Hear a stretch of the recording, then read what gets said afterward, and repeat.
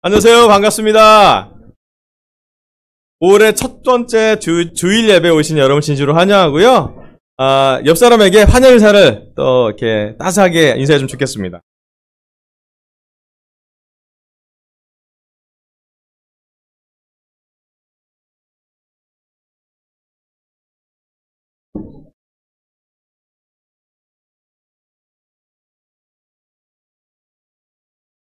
아멘. 오늘 또 이렇게 우리가 주빌일 때 들을 수 있는 찬양 인도자들이 함께 하셔서 너무 감사하고요. 주빌일 때 볼 수 있는 지용이 를 만나셔서 감사하고요. 또 이렇게 우리 현식 형제 형님 가족이 2명의 아들님과 같이 예배 드렸고, 또 이렇게 경주에서 준수 형과 태연이가 와서 환영한다고 얘기하고, 아내의 성찬을 들으면서 또 느끼는 것이지만, 올해 장인어르신이 하늘나라로 갈 때 여러분이 보내줬던 많은 격려와 기도, 여러분이 보내줬던 많은 위로가 저한테 너무 은혜로 남아 있습니다. 여러분이 해줬던 많은 사랑에 정말 진심으로 감사하다고. 저희가 장례를 치르면서 가장 많이 느꼈던 것은 하나님의 은혜가 풍족하다였습니다. 하나님이 되게 정말 도 많이 도와주셨지만 특별히 가족에게 은혜를 주신 것 하고 있습니다. 아멘. 오늘은 성령의 12번째 클래스 하겠습니다. 숨가쁘게 달려온 12번째 성령 클래스 하겠습니다. 슬라이드 넘겨주세요. 1, 2, 3, 4, 5단원에 오늘은 성령과 인간의 구원 7번째 파트로 이제 조금만 더 남았는데요. 다음 주는 저희가 5월 13일 날 가정초청 특별 예배를 좀 드려서 아버님들, 어머님들, 가족들과 같이 예배를 준비하기 때문에 특별한 설교를 준비하고요. 한 5월 20일 정도에 성령과 영성이라는 주제로 최종 설교를, 성령 클래스를 마무리될 것 같습니다. 그 다음에 5월 27일 날 또 박찬동 형제가 오셔서 설교를 할 준비하니까 기대하시면 좋고, 이제 거의 막바지에 다른 성령 클래스입니다. 지난주는 이것을 배웠습니다.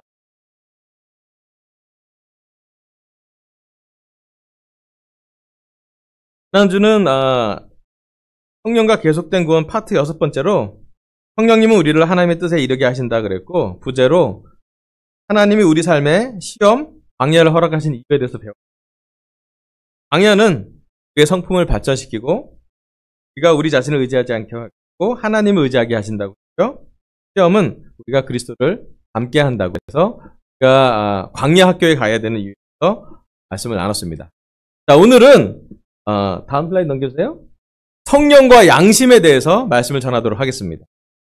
양심. 성령과 양심. 그럼 양심이라는 얘기 들으면 어떤 단어가 떠오르세요?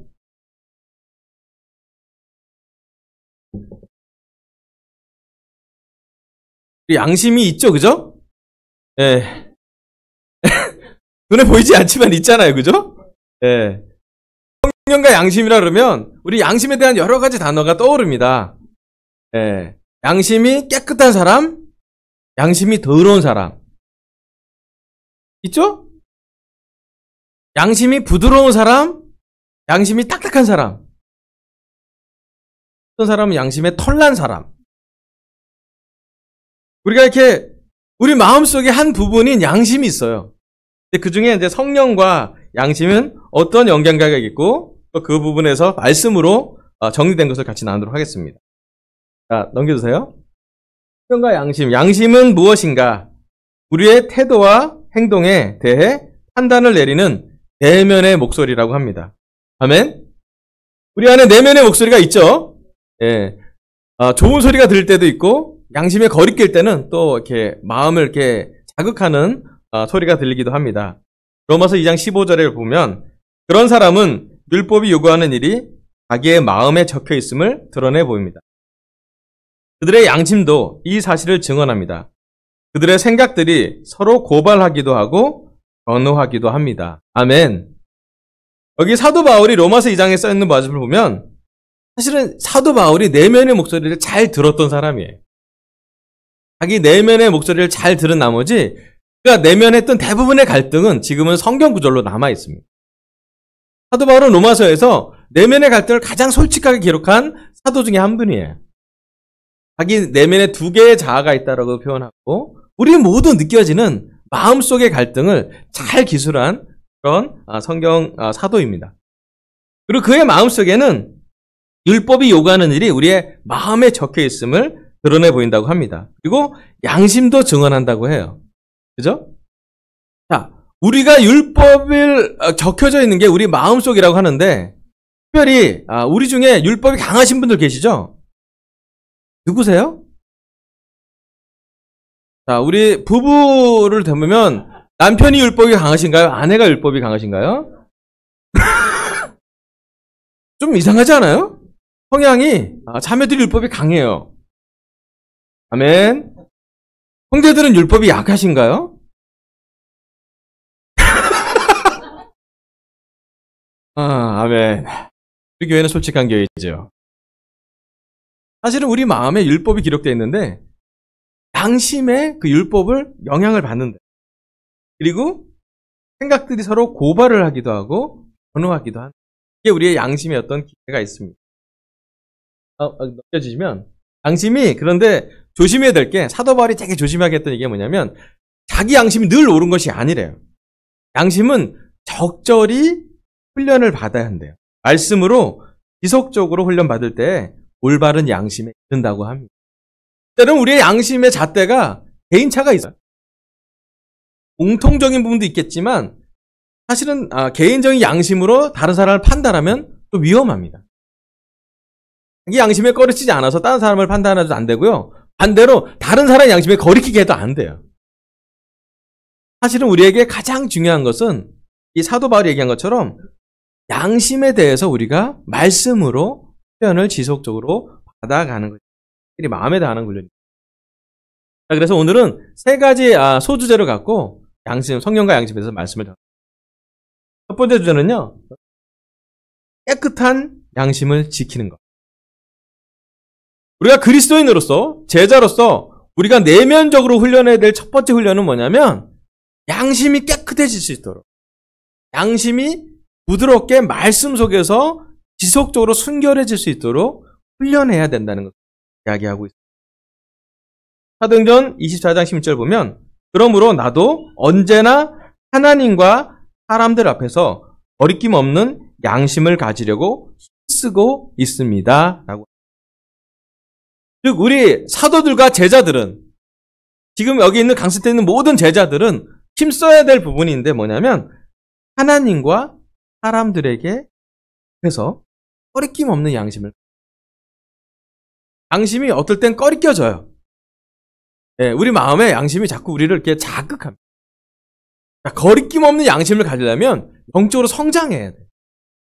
그리고 말씀으로 그 양심을 잘 훈육할 때 가능한 것입니다.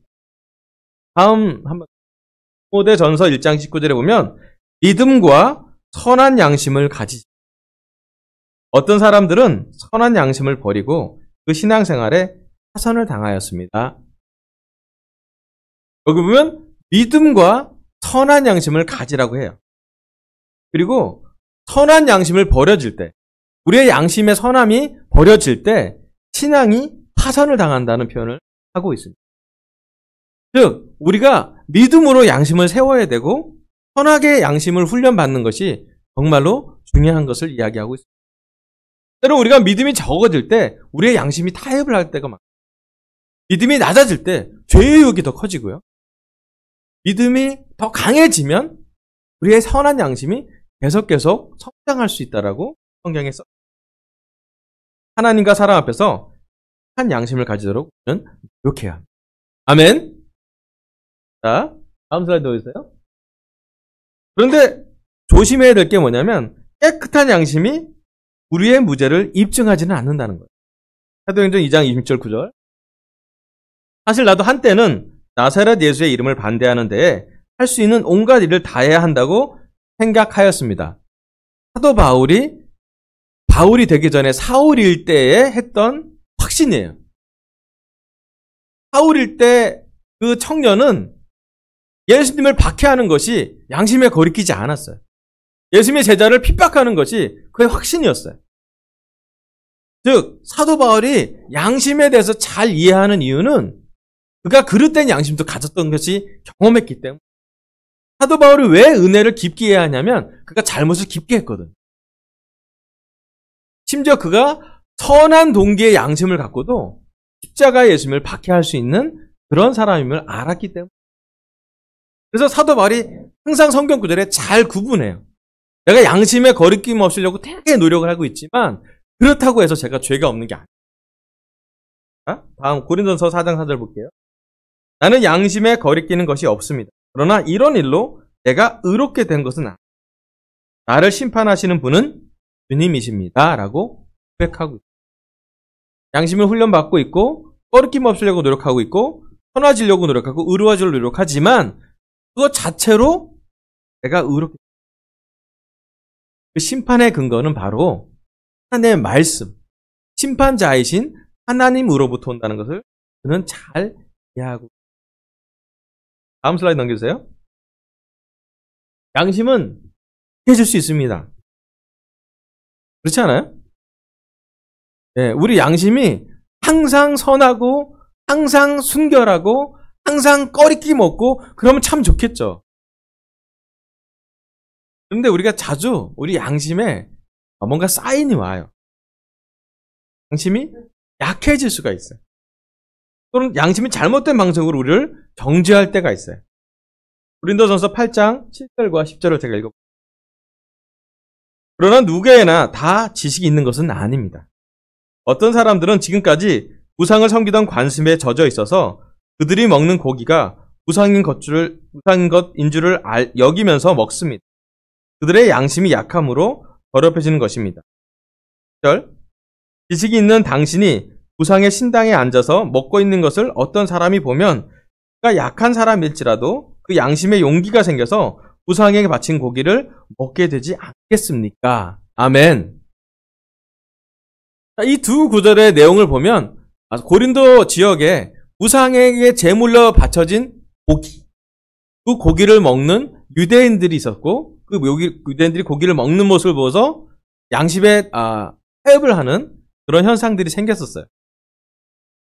신기하게도요, 우리의 양심은 우리가 인식하든 인식하지 않던 간에 서로 전염되고 영향받습니다. 여러분, 양심이 순결한 사람 옆에 있으면 우리 양심도 양심이 순결할 수 있도록 더 영향을 받아요. 양심을 타협하는 사람들, 죄가 있는 사람들의 삶으로 가보면 죄를 씻기가 더 쉽잖아요. 그죠? 그럼 우리가 일주일에 이렇게 예배를 드리는 것은 너무 놀라운 시간이고 의미 있는 시간이에요. 왜냐하면 예배하러 오는 우리들을 볼 때 하나님은 이런 양심 있는 사람들이 많지 않고 진정으로 십자가 앞에서 성찬 전에 죄를 회개하려고 하고 다시 한번 우리의 양심이 십자가의 은혜로 하게 되는 것을 경험하고 이 예배당을 떠나가는 것이 이 예배의 목적이기도 합니다. 한번 얘기하면 우리의 양심은 약해지기도 하고 강해지기도 해요. 특별히 오늘 우리 주위에 있는 사람들에게 더 양심이 강해질 수 있도록 더 선해질 수 있도록 우리가 영향을 줬으면 참 좋겠습니다. 자, 디모데전서 4장 2절 다음.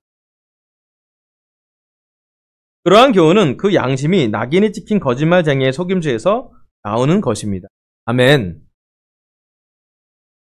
사도 바울이 디모데전서에서 나왔던 이 교훈은 뭐냐면 위선자들이 전하는 말씀입니다. 때로 우리가 종교적인 기준이 높아도 위선을 가졌을 때 양심이 낙인이 찍힌 거짓말장애의 속임수처럼 보여줄 때가 있어요. 아멘. 제가 대학교 시절에 되게 갈등을 많이 했어요. 제 양심과 싸움. 캠퍼스 때 제 양심 싸움은 제 책상에 써있는 컨닝 페이퍼를 보냐 안 보냐 했어요. 그 당시 저희 학교에는 아주 깨알같이 정답이 책상에 기록되어 있어요. 신기할 정도로 새겨져 있어요.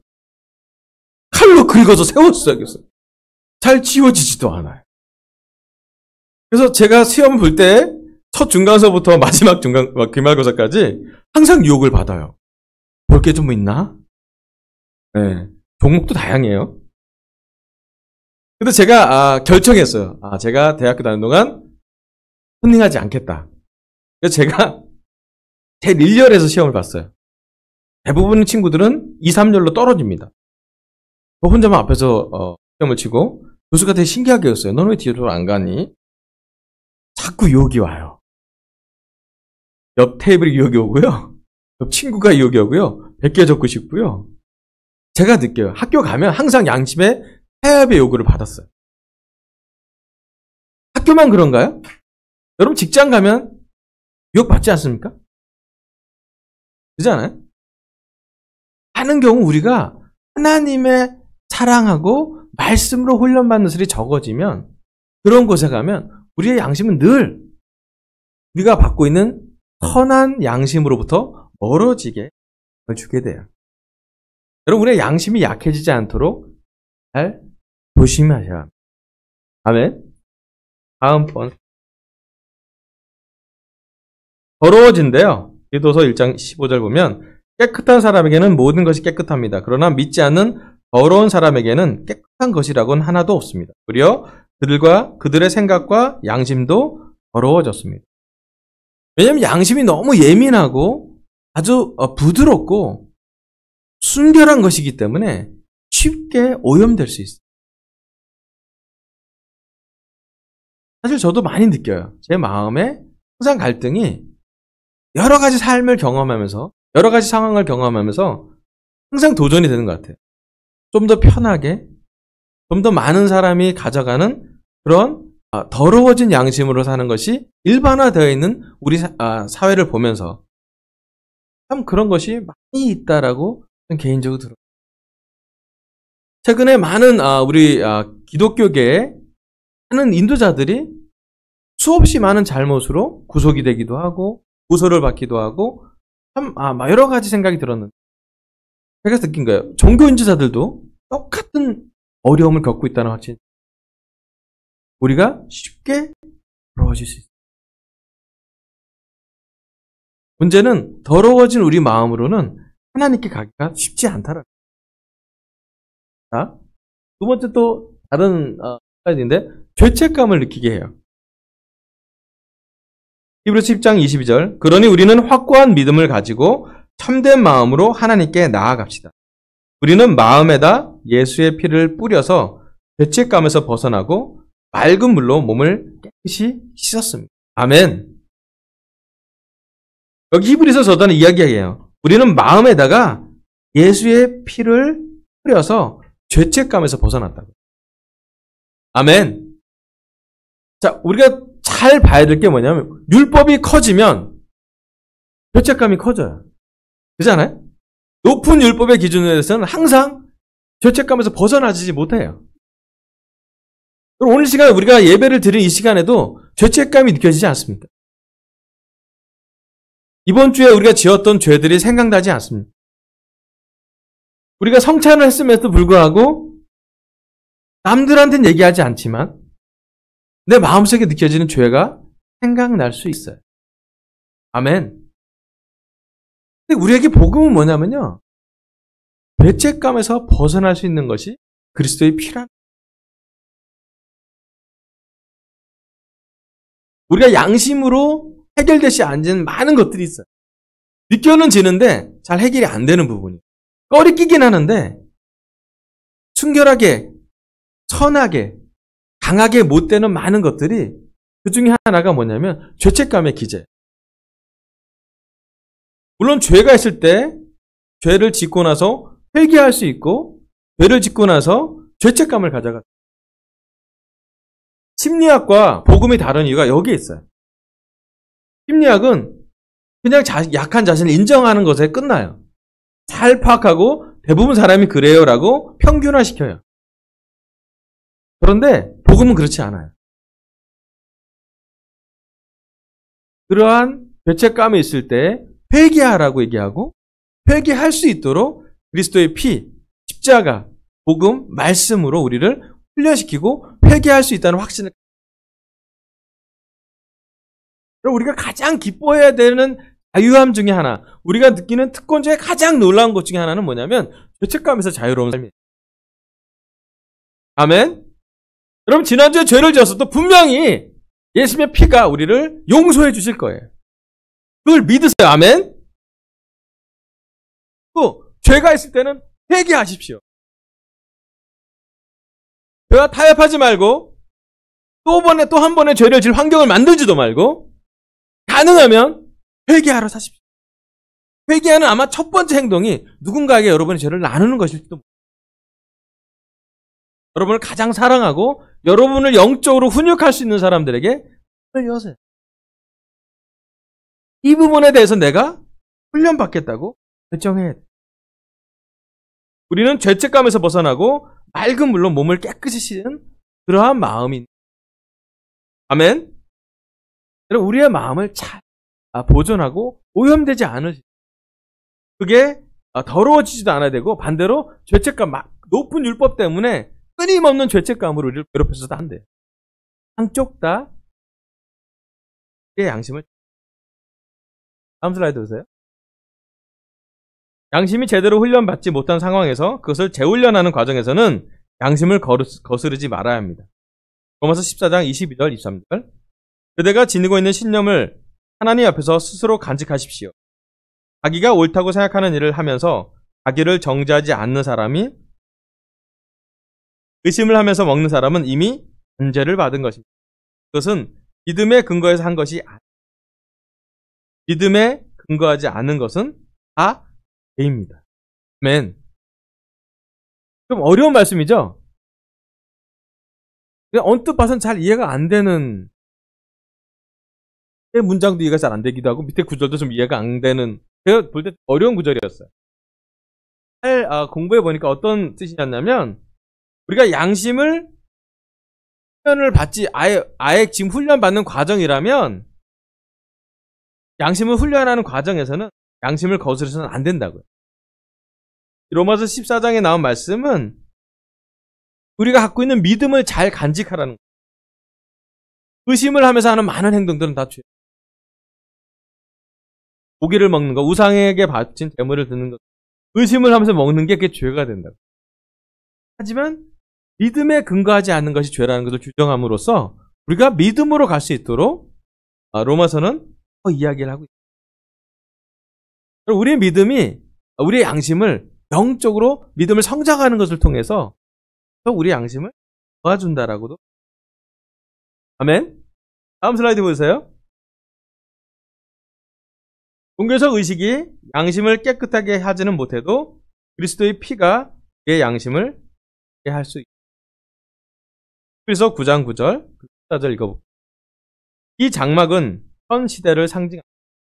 그 장막의 제의를 따라 예물과 제사를 드리지만 그것이 의식 집례자의 양심을 완전하게 해주지는 못합니다. 14절. 하물며 영원한 성령을 힘입어 자기의 몸을 흠없는 제물로 삼아 하나님께 바치신 그리스도의 피야말로 더욱더 우리의 양심을 깨끗하게 해서 우리로 하여금 좋은 행실에서 떠나서 살아계신 하나님을 하지 않겠습니다. 아멘. 여기 히브리서 9장 9절에 보면 구약에 있었던 많은 제사들, 제사 종류도 엄청나게 많아요. 번제, 속건제, 속죄제, 절기마다 제사를 드리고 짐승을 죽여 바쳐서 사람들의 마음을 깨끗하게 하려고 정말로 많은 구약에 있는 하나님의 역사들, 하나님을 사랑하는 사람이 시도를 해봤어요. 그런데 그 많은 노력이 잘 되지 않았어요. 의식 집례자의 양심 자체도, 의식을 진행하는 제사장 자체도 양심이 완전하게 되지 못했어요.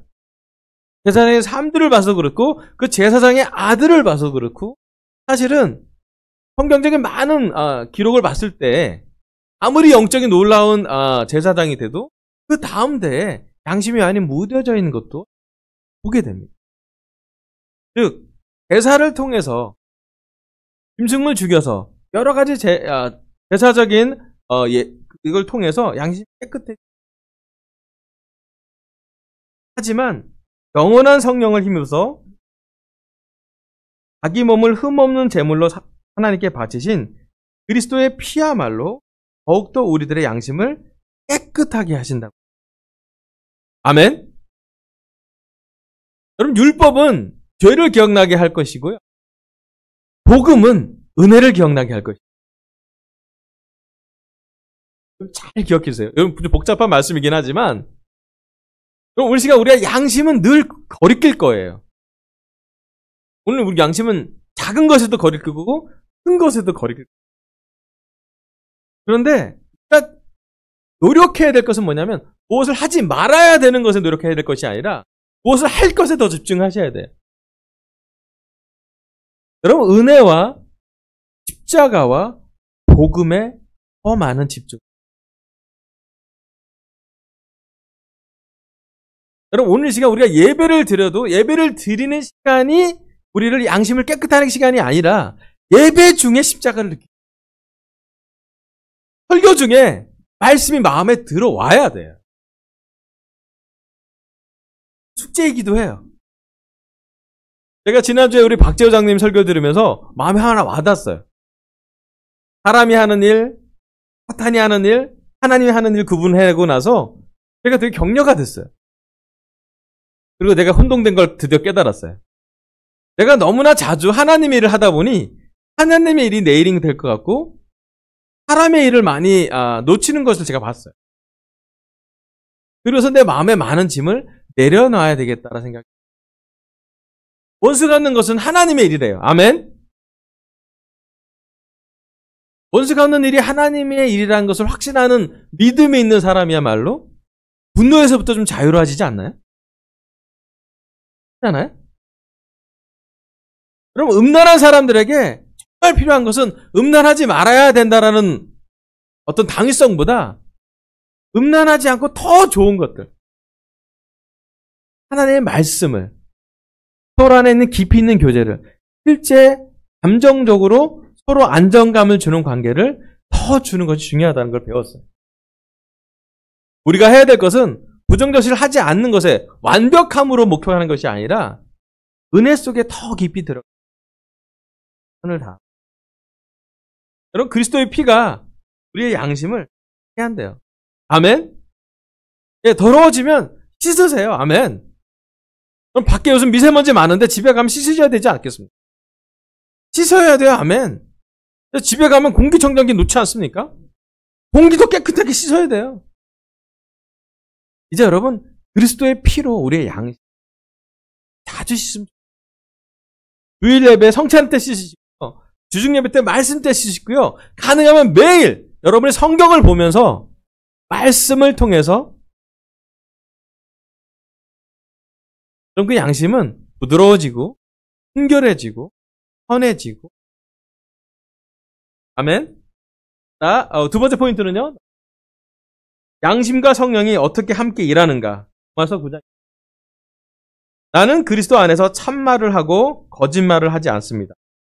내 양심이 성령을 힘입어서 이것을 증언하여 줍니다. 아멘. 사도 바울이 얘기합니다. 내 양심이 성령을 힘입어서 이것을 증언하는데 이것이 뭐냐면 사도 바울의 진짜 마음이에요. 자기가 그리스도에 떨어져 나가는 한이 있더라도 선교하기를 원한다고. 유대인들이 구원받기 원하는 그의 열망을 양심이 증거한다고. 바울은 양심이 성령을 힘입어서 성령의 힘을 입으면 그 양심이 느껴지는 것을 통해 성령님이 강하게 역사하심을 볼 수가 있습니다. 그럼 사도 바울은 성령님과 양심을 함께 일하는 것을 나눴던 것을 기록한 사람입니다. 그러니까 양심에 거리끼지 않으려고 정말 최선을 다했던 것 같아요. 그러다 보니 많은 일을 하게 된 거죠. 내면적으로는 자기 양심에 거리끼지 않으려고 노력했고요. 외면적으로는 그래서 선교를 더 많이 하게 된 거예요. 은혜를 많이 받았기 때문에 은혜를 많이 주기를 원했어요. 거저 받았을 때 거저 주기를 원했어요. 아멘? 여러분, 우리는 요즘 어떻습니까? 거저 받았는데 거저 주고 계시. 많이 받았는데 많이 나눠주고. 적게 받았는데 많이 주고 계신가요? 제가 지난주에 우리 강센터 특별헌금을 하면서 이게 하나님께 찬양을 드렸어요. 아멘. 저희가 정말로 힘에 겹도록 헌금한 것이 느껴졌어요. 우리 목표액이 750만 원이었는데 우리 팀과 캠퍼스, 특별히 캠퍼스에 대해서 우리 1년에 한 1,500 정도 예산을 해서 상반기에 750, 하반기에 한 750만 원 정도 준비해서 기도했는데 막 기도를 했어요. 하나님, 우리 강서제자들의 재정이 월급이 올라감도 아니고 여러 가지 문제가 있기도 하지만 은혜를 달라고. 그리고 정말로 결혼 병자들한테 얘기도 하고 하는 기도를 했어요. 그랬더니 감사하게도 한 110만 원 정도 더, 한 860 이상 특별헌금이 거쳤어요. 제가 느끼는 건 상황이 좋아서가 아니라 가정 재정이 더 좋아서가 아니라 있다라는 생각이 들었어요. 얼만큼 캠퍼스를 사랑하고 싶은지. 아멘? 그랬더니 캠퍼스가 밥을 하잖아요. 네. 거저 받았으니 거저 줘야죠. 제가 느끼는 건 정말로 강서대 제자들이 팀과 캠퍼스 다음 세대의 복음을 전하려고 하는 어떠한 희생이라도, 강서대뿐만 아니라 명동도 마찬가지고 잠실도 마찬가지고 한국 기독교가 다 마찬가지예요. 팀과 캠퍼스와 다음 세대의 복음을 전하는 얼마나 어떠한 희생을 치르려 그들에게 최선을 다하는. 지난주 우리 틴 부모 모임을 할 때도 우리 틴들에게 어떻게 복음을 전하, 어디서 갈든지 그 거리가 되게 멀어도 틴 부모들이 배우러 오는 걸 봤어요. 주중에 예배 때 일산에도 가고요. 한 형제는 2시간 40분을 운전해서 막히는 길이 이렇게 2시간 40분에 걸리는지 배우러 오는 걸 봤어요. 말로 최선을 다하는. 아멘. 당신과 성령님이, 다음 슬라이드 보여주세요. 고린도전서 4장 4절에 보면 나는 양심에 거리끼는 것이 없습니다. 그러나 이런 일로 내가 의롭게 된 것은 심판은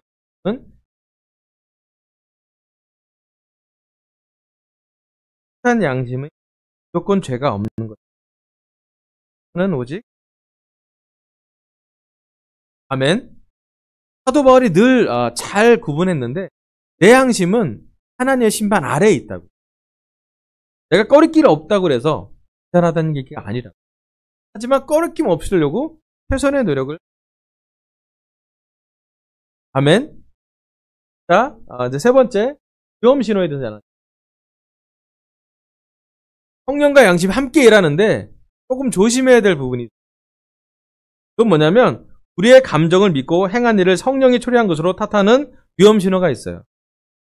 자, 특별히 우리 한국 기독교계가 잘 조심해야 될 부분은 뭐냐면 성령 얘기하면 어떤 느낌이 들어요?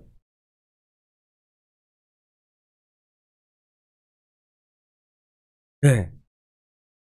성령 하면 불이잖아요. 불, 그죠? 불 하면 어떻게 돼요?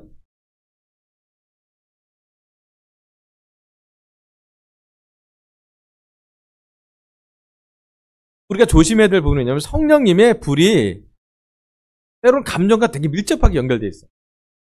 그럼 우리 한국 사람은 되게 감정적인 거 아시죠? 감정은 되게 좋은 거예요. 아멘. 우리가 뭐 슬프고 기쁘고 외롭고 뭐 여러 가지 좋은 감정이든 또는 부정적인 감정이든 감정을 느끼는 건 전혀 나쁜 게 아니에요. 다만 감정적일 때 위험하다는 거예요. 우리나라 사람 무지하게 감정적이잖아요. 어느 정도 감정적인가요?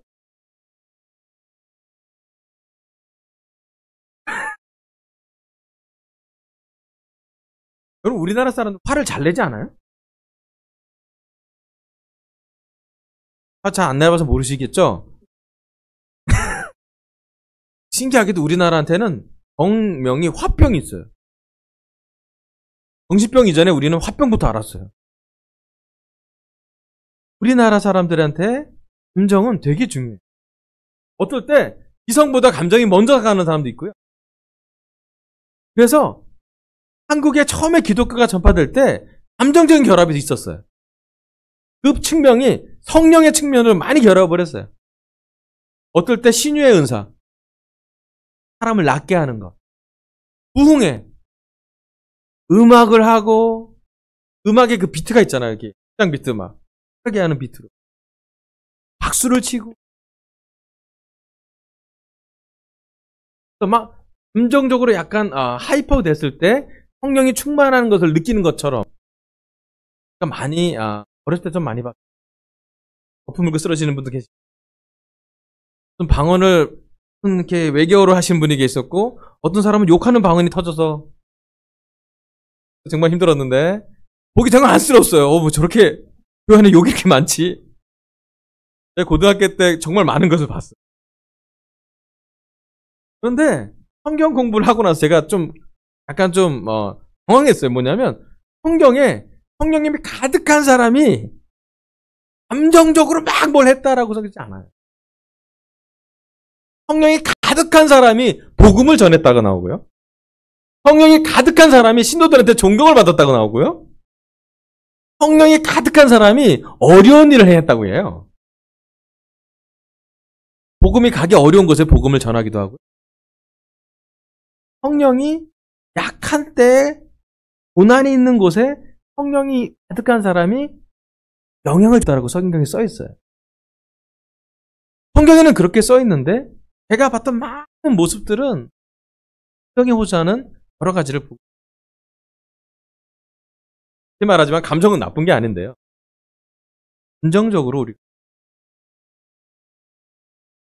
그래서 저는 이 성령 시리즈를 하면서 정말 많은 걸 배우게 되는데 제가 배운 가장 좋은 건 뭐냐면 성령이 정말 성경 말씀 여러 곳에 숨겨져 있구나. 성령이 내 안에도 때로는 여러 군데 내 삶에 내재되어 있구나 하는 것을 발견하는 재미가 있어요.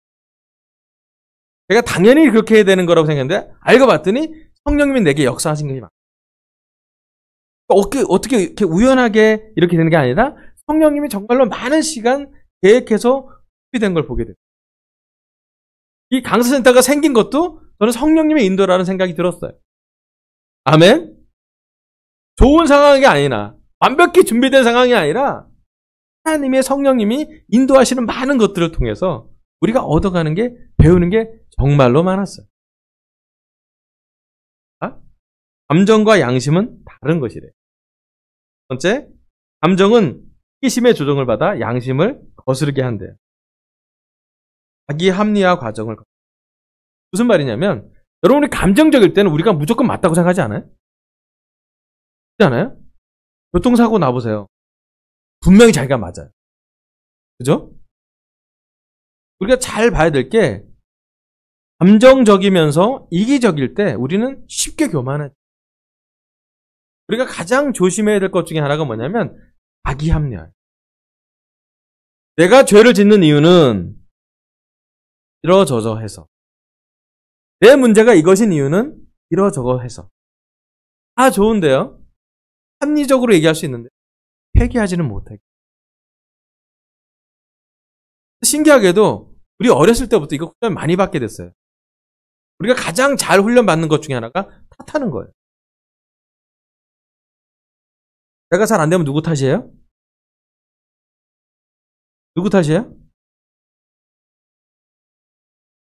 자, 우리나라가 지금 이렇게 청년 실업이 많은 이유는 누구 탓이에요? 응?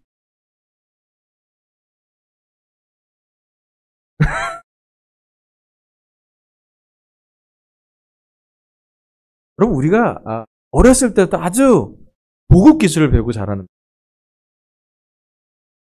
내 탓이 아닌 걸 정말 잘 설명. 내 책임이 아닌 것을 아주 묘하게 기가 막히게 합리적으로 잘 설명해요. 물론 억울한 일을 당할 때는 잘 설명하는 게 맞아요. 그건 아니지만 잘 보면요. 우리 마음속에 우리를 회개하지 못하게 하는 한 벽이 있는데 교만인데 교만의 어떤 모습을 형상을 보면 자기 합리화 과정이 많은 사람 항상 뭔 이유가 있어요. 근데 그 이유를 대고 나면 신기하게도 교제 안에서 멀어지게 돼요. 어떤 사람은 고집을 펴요. 고집을 이해해요. 설득해요. 그런데 나중에 섬이 되어 있어요. 성령님은 우리를 서로 연결시키고 교제하게 하고 하나가 되게 만드는데요. 신기하게도 자기 합리화하는 사람들한테는 더 거긴 건 자기 합리화에 감정을 넣어요. 이게 정말 맞단 말이야. 해야 될 게 말씀 외에는 의로운 사람이 없어 있어요. 우리의 감정이 우리를 의롭게 여길 수 있다 했더라도 그냥 늘 감정은 말씀에 비추어 볼 수 있어요. 세 번째는 뭐냐? 결정을 할 때 양심은 우리로 하여금 순정하고 마음을 열고 조언을 얻게 하는 반면 감정은 독립적이고 타인을 못 믿는 방향으로 이끈대요. 그렇죠? 양심은 겸손하게 만들고요. 감정적일 때 교만하게 되거나 자기 합리화 과정을 하게. 결론은 어떤 결정을 할 때 조언을 구하고자 하는 마음이 없으면 사탄이 우리 감정을 이용하는 것이고 조언을 구해 영적인 결정을 하고자 할 때 하나님이 우리의 양심을 이용하고 계신 거예요. 아멘. 영적인 결정을 할 때 조언을 구하고 있는지 아닌지에 대한 차이를. 자, 조언과 관련된 구절 다음 슬라이드. 잠언 12장 15절. 어리석은 사람은 자신의 행실이 옳다고 여기지만 지혜로운 사람은 충고에 귀를 기울인다. 잠언 14장 10절. 교만에서는 다툼만 일어날 뿐이다. 지혜 있는 사람은 충고를 받아들인다.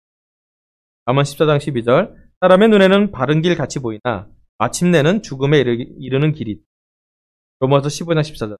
나의 형제자매 여러분, 나는 여러분 마음에 선함이 가득하고 온갖 지식이 있어 서로 권면할 능력이 있음을 확신합니다. 아멘. 여러분, 어쩌면 잠언의 정말 많은 부분은 겸손과 교만의 어떤 기준 아닌가요? 잠언의 많은 부분은 조언을 구하라고 나와요. 아멘. 그럼 이 시간 우리한테 한번 물어보면 좋겠어요. 우리 최근에 어느 부분에 얼만큼 조언을, 우리 삶의 주요한 결정 때, 또 우리 삶의 영적인 결정을 할 때 우리는 어느 정도의 조언을 구하고, 잘 이해해야 될 게 허가를 구하라는 얘기는 아니에요. 우리가 주체적으로 영적으로 살아야 되는데 겸손한 사람일수록 정말로 많은 조언을 구한다는 걸 볼 수가 있어요. 그리고 그 조언은 그 사람을 더, 제가 이번에 우리 이강희 장로님과 박재호 장로님이 어디서 가서 제가 개인적으로 격려받은 건 뭐냐면 항상 마지막에 공항 때 제가 갈 때 물어봐요, 저한테. 나한테 뭐 해줄 얘기. 내가 이렇게 레슨했고 이렇게 시간 보내고 왔는데 나한테 줘야 될 인풋이 있지. 해줘라. 내가 했던 말과 내가 했던 행동 중에 긴 시간이 아니었지만 어떻게 느끼냐. 저는 그걸 물어보는 것만으로 되게 격려가 됐어요. 경험도 많으시고 또 아이들도 제자시고 영적으로 참 많은 희생을 하신 분인데 이렇게 해 저렇게 해가 문제가 아니라 내가 생각하기엔 이런 조언이 있다라고 얘기하고 끝나고 나서는 그 조언에 대해서 받아들인 사람들은 기쁘게 하지만 그 조언을 어떻게 느껴지는 데서 좀 더 조언을 구하는 모습이 저한테 되게 격려가 됐던 것 같아요. 여러분, 우리 서로 많은 조언을 구할 수 있으면 우리가 더 하나가 되고 더 격려가 되고 더 연결될 수 있다고 있습니다. 아멘. 오늘은 하나님이 성령과 양심이라는 주제로 마지막 슬라이드 말씀을 전하게 했습니다. 깨끗한 양심을 지키는 것 정말로 중요합니다. 우리가 믿음을 성장시키고 말씀을 통해서 우리가 양심이 늘 깨끗해질 수 있도록 노력해야 됩니다. 이것은 자연스러운 것이 아니라 말씀을 통해서 우리가 훈련해야 될 부분입니다. 두 번째, 양심과 성령이 어떻게 함께 일하는가. 양심이 성령을 힘입어서 일하게 됩니다. 여러분 마음속에 성령님이 내재되어 있기 때문에, 우리 마음속에 성령님이 있기 때문에 성령님은 우리를 죄책감으로 보내시지도 않고요, 더럽게 양심을 만들지도 않고 오히려 믿음으로 더 가게 도와줍니다. 아멘. 세 번째, 하지만 위험 신호가 있다고. 우리가 감정적으로 뭔가 노력하려고 할 때, 자기 합리화 과정을 했을 때, 교만하게 되려고 할 때 성령님이 말한 말씀 겸손하게 조언을 구할 수 있는 그런 강세도 모든 제자들이 되길 바라겠고요. 이제 성령과 양심에 대한 설교를 마치도록 하겠습니다.